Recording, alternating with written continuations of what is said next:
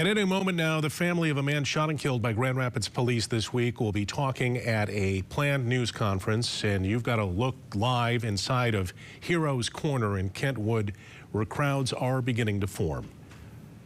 Commissioner Robert Womack is expected to present video footage taken from community members of the shooting.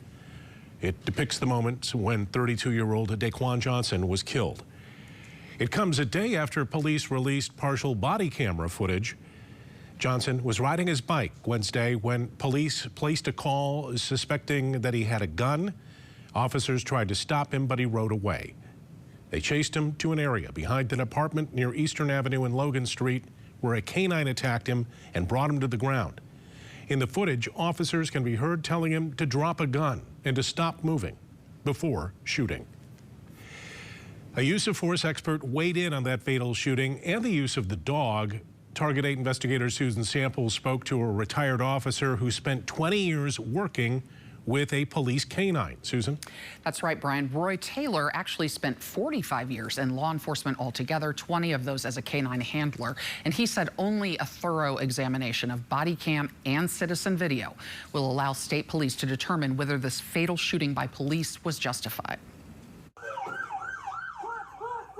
Critics of the shooting question how Daquan Johnson could have possibly stopped moving as police were ordering with a dog on top of him. Use of force expert Roy Taylor agreed. There's no way Johnson could have lay still with a dog attacking him, but that doesn't mean Johnson wasn't a threat. So don't think that the dog by itself can totally incapacitate somebody, because it can't. It is painful, but if the dog, even if the person's left-handed or right-handed, they still, if they can get to the gun with their other hand, they could still pose a deadly threat to the police or the community. Witnesses told News 8 they did not see Johnson pull or point a gun, but Taylor said he didn't have to if a reasonable officer believed lives were in danger. Graham versus Connor, the Supreme Court case, says that what the officer reasonably believes, so he's a properly trained officer, he's on the scene, he reasonably believes that his life or the life of somebody else is in danger, then the use of deadly force would be authorized. The police do not have to wait to see the gun or have the gun pointed at them before they use deadly force.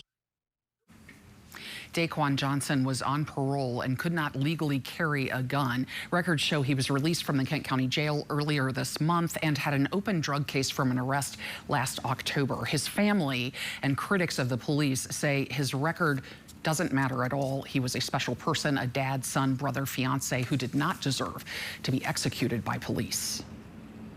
Susan Samples, thank you.